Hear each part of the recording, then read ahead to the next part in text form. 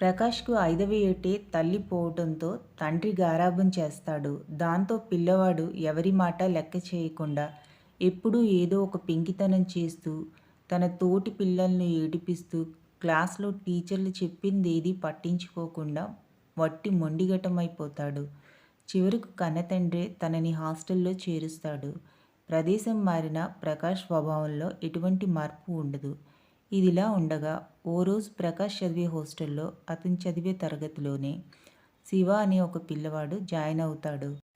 శివకు పసితనంలోనే ఒక కాలు పోలియో బారిన పడటంతో లేవటం, కూర్చోవటం లాంటి చిన్న చిన్న పనులకు కూడా తనకు ఇతరుల సహాయం తీసుకోవాల్సిన పరిస్థితి ఏర్పడుతుంది.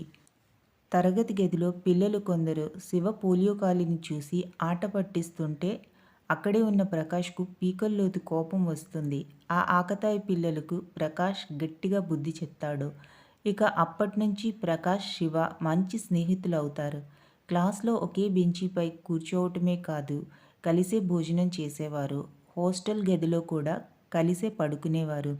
శివకు సంబంధించిన ఏ చిన్న విషయమైనా ప్రకాష్ దగ్గరుండి చూసుకునేవాడు. అలా మెల్లమెల్లగా ప్రకాష్ పరివర్తనలో మార్పు మొదలవుతుంది.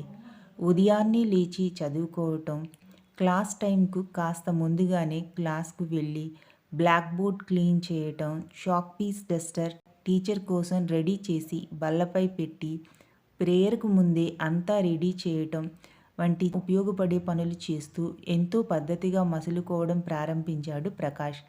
క్రమశిక్షణ అంటే ఏంటో ప్రకాష్ని చూసి నేర్చుకోవాలని టీచర్స్ కూడా మిగతా విద్యార్థులకు చెప్పేవారు.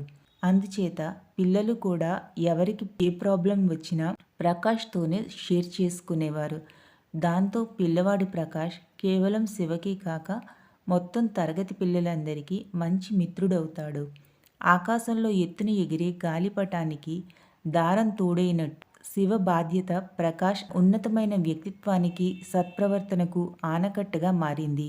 అతనిలో బోయవాణ్ణి వాల్మీకిగా మలచిన పరివర్తనకు శ్రీకారం పలికింది.